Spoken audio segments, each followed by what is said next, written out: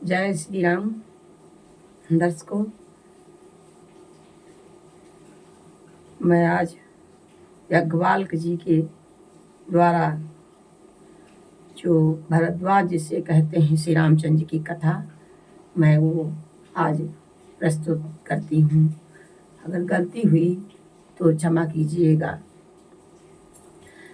याज्ञवल्क्य जी ने कहा, हे भरद्वाज, शंकर जी के वचन सुनकर पार्वती जी सकुचा कर प्रेम सहित मुस्कुराई। फिर वृषकेत शिव जी जिस कारणों से भगवान का वह अवतार हुआ था उसका वर्णन करने लगे। हे मुनीश्वर भरद्वाज, मैं वह सब तुमसे कहता हूँ, मन लगाकर सुनो। श्री रामचंद्र जी की कथा कलयुग के पापों को हरने वाली, कल्याण करने वाली और बड़ी सुंदर है। स्वयंभू मनु और उनकी पत्नी शत्रुपा, जिनसे मनुष्यों की यह अनुपम सृष्टि हुई है, इन दोनों पति पत्नी के धर्म और आचरण बहुत अच्छे थे। आज भी वेद जिनकी मर्यादा का ज्ञान करते हैं। राजा उत्तानपाद उनके पुत्र थे, जिनके पुत्र प्रसिद्ध हरिभक्त ध्रुव जी हुए। उन मनु जी के छोटे लड़के का नाम प्रियव्रत था, जिसकी प्रशंसा वेद और पुराण करते हैं। देवहूति उनकी कन्या थी। देवहूति उनकी कन्या थी, जो करदम मुनि की प्यारी पत्नी हुई, और जिन्होंने आदिदेव दीनों पर दया करने वाले समर्थ एवं कृपालु भगवान कपिल को गर्भ में धारण किया। तत्वों का विचार करने में अत्यंत निपुण जिन कपिल भगवान ने सांख्य शास्त्र का प्रकट रूप में वर्णन किया, उन मनु जी ने बहुत समय तक राज्य किया और सब प्रकार से भगवान की आज्ञा अर्थात रूप शास्त्रों की मर्यादा का पालन किया। घर में रहते बुढ़ापा आ गया, परंतु विषयों से वैराग नहीं होता, अर्थात इस बात को सोचकर उनके मन में बड़ा दुख हुआ मनु जी के कि श्री हरि की भक्ति बिना जन्म यूं ही चला जाएगा। उन्होंने जबरदस्ती अपने बेटे को राज दे दिया। बरबस राज सुतहि तब दीन्हा, नारी समेत गवन बन कीन्हा। तीरथ बर नैमिष विख्याता, अति पुनीत साधक सिद्धिदाता। तब मनु जी ने अपने पुत्रों को जबरदस्ती राज देकर स्वयं स्त्री सहित वन को गमन किया। अत्यंत पवित्र और साधकों को सिद्धि देने वाला तीर्थों में श्रेष्ठ है नीमसारण, जो प्रसिद्ध है। वहां मुनियों और सिद्धियों के समूह बसते हैं। राजा मनु हृदय में हर्षित होकर वहीं चले। वह धीर बुद्धि वाले राजा रानी मार्ग में जाते हुए ऐसे सुशोभित हो रहे थे मानो ज्ञान और भक्ति ही शरीर धारण किए जा रहे हो।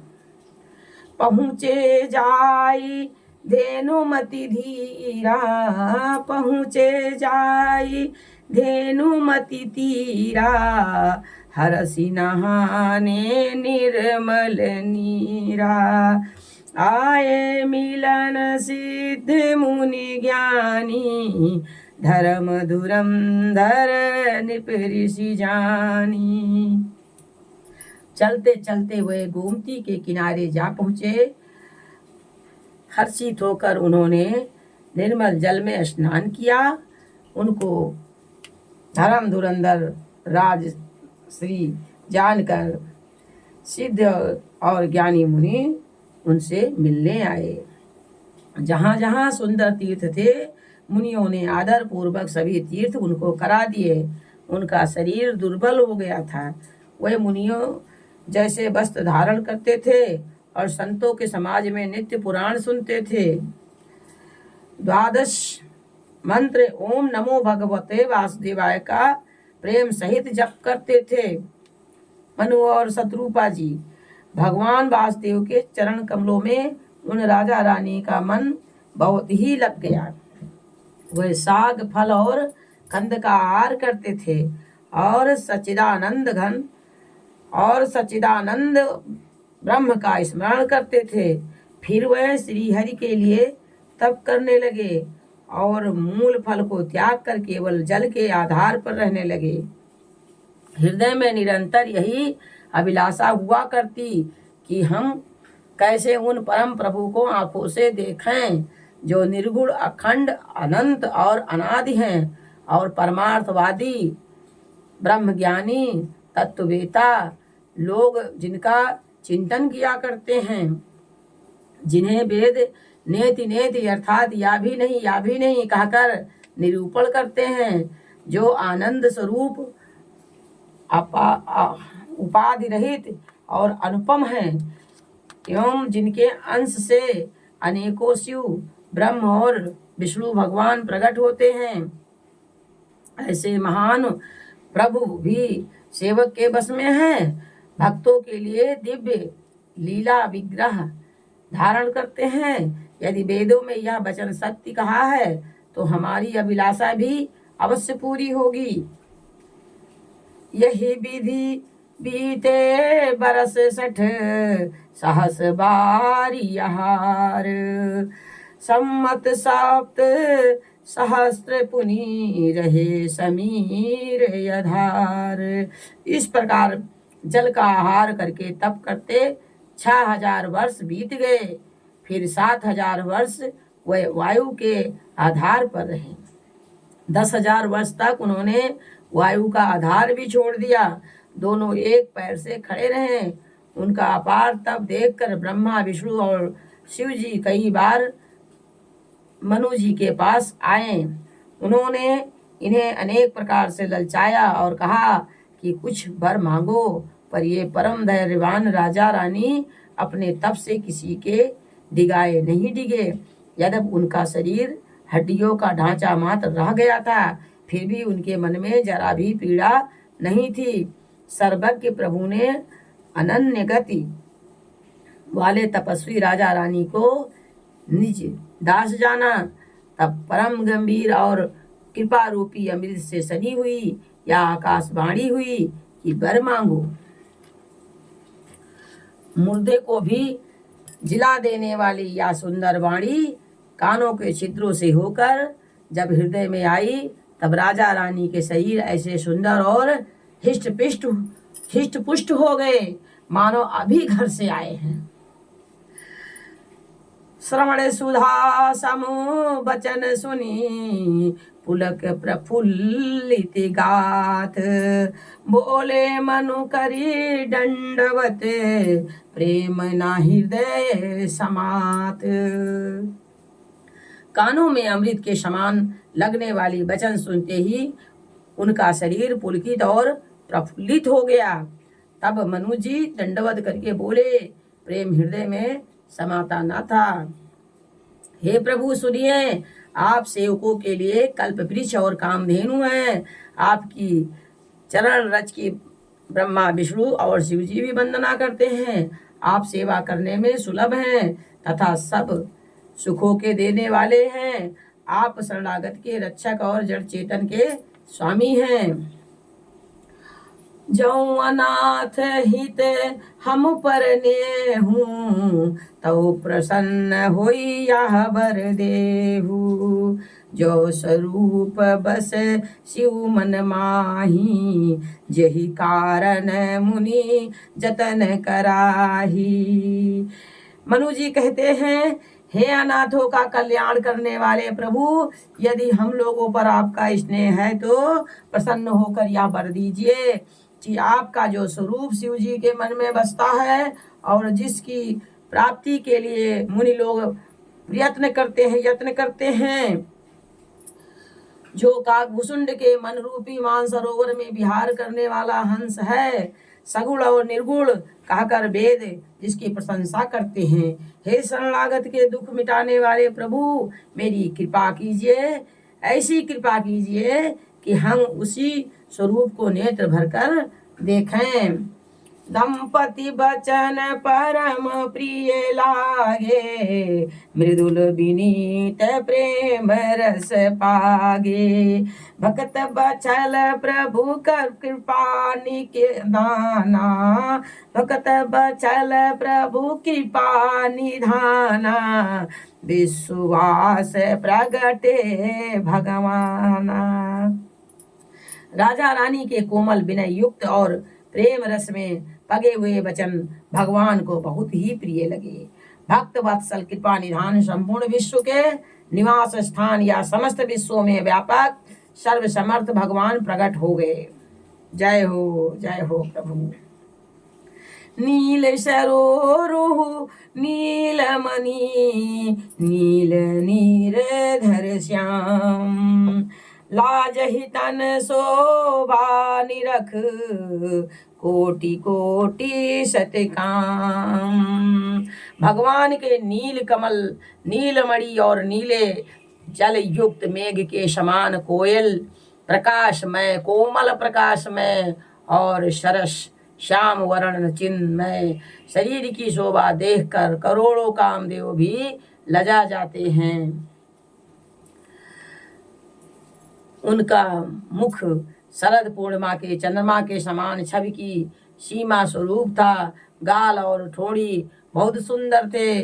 गला शंख के समान त्रिरेखा युक्त चढ़ाव उतार वाला था। लाल ओठ, दांत और नाक अत्यंत सुंदर थे। हंसी चंद्रमा की किरणवली को नीचा दिखाने वाली थी। नेत्रों की छवि नए खिले हुए कमल के समान बड़ी सुंदर थी। मनोहर चितवन जी को बहुत प्यारी लगती थी। टेढ़ी भौहें कामदेव के धनुष की शोभा को हरने वाली थी। ललाट पट पर प्रकाशमय तिलक था। कानों में मकराकृत मछली के आकार के कुंडल और सिर पर मुकुट सुशोभित था। टेढ़े घुंघराले काले बाल ऐसे सघन थे मानो भंवरों के झुंड हो। हृदय पर श्री वत्स सुंदर बनमाला, रतन जटित हार और मणियों के आभूषण सुशोभित थे। के हरि कंधर चारु जनेऊ, बाहु विभूषण सुंदर तेहु। करी कर सरिस सुभग भुज डंडा, कटि निशंक कर सर को डंडा। सिंह सी गर्दन थी, सुंदर जनेऊ था। भुजाओं में जो गर्दने थे वह भी सुंदर थे। हाथी के सूंड के समान उतार चढ़ाव वाले सुंदर भुजदंड थे। कमर में तरकस और हाथ में बाण और धनुष शोभा पा रहे थे। स्वर्ण वर्ण का प्रकाशमय पीतांबर बिजली को लजा देने वाला था।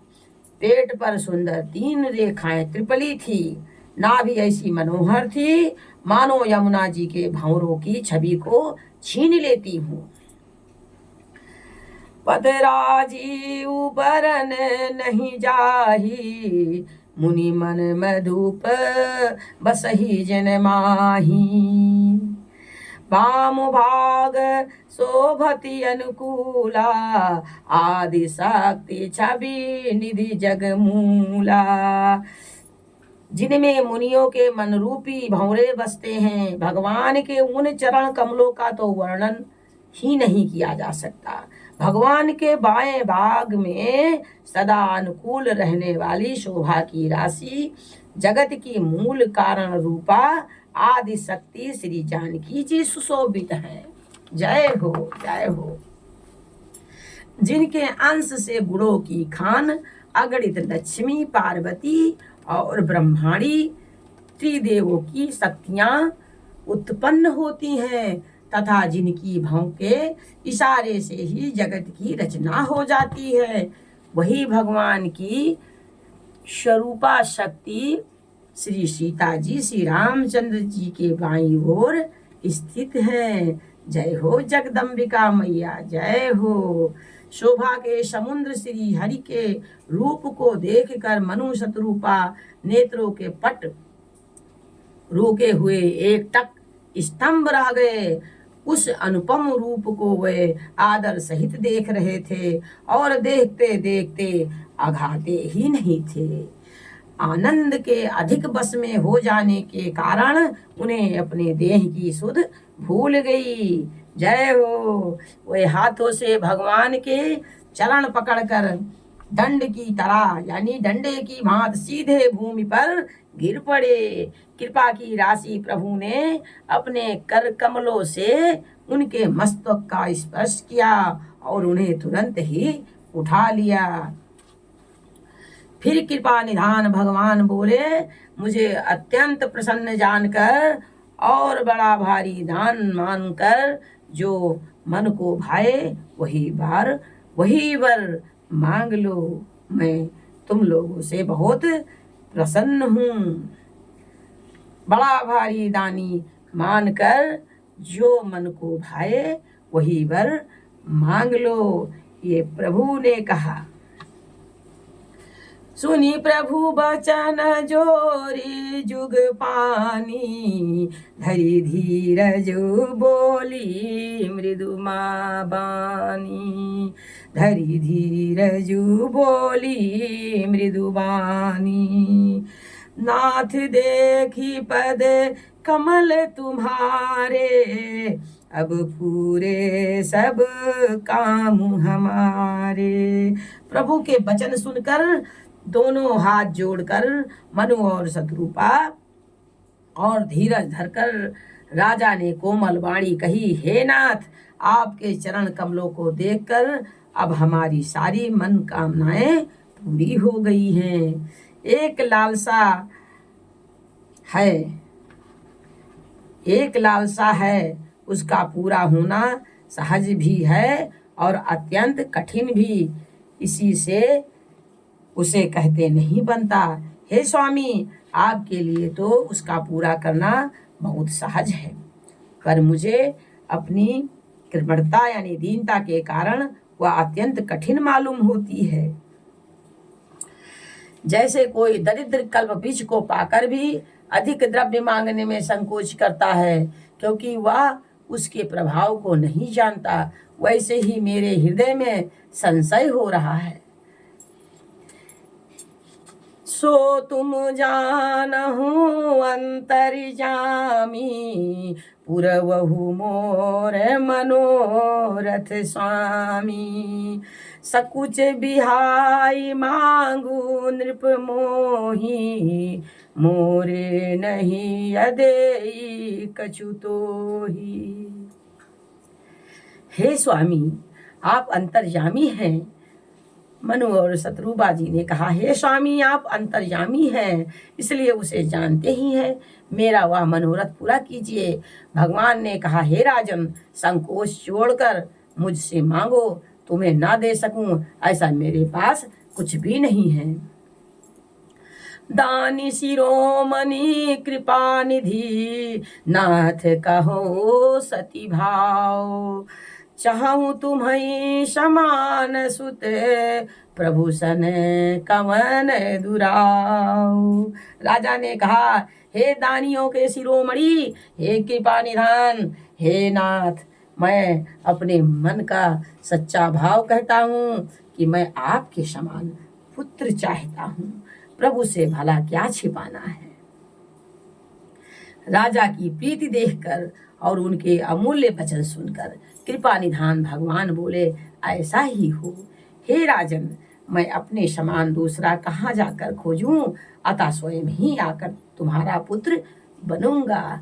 जय हो प्रभु, जय हो। मनु शतरूपा की भक्ति होनी चाहिए तो मनु और शतरूपा की जैसे भक्ति होनी चाहिए। शत्रुपा जी को हाथ जोड़े देखकर भगवान ने कहा, हे देवी, तुम्हारी जो इच्छा हो सो वर मांग लो। शत्रुपा ने कहा, हे नाथ, चतुर राजा ने जो वर मांगा है हे कृपालु, वह मुझे बहुत ही प्रिय लगा। परंतु हे प्रभु, बहुत ढिठाई हो रही है। यद्यपि हे भक्तों का हित करने वाले, वह ढिठाई भी आपको अच्छी ही लगती है। आप ब्रह्म आदि के भी पिता, उत्पन्न करने वाले, जगत के स्वामी और सबके हृदय के भीतर की जानने वाले ब्रह्म हैं।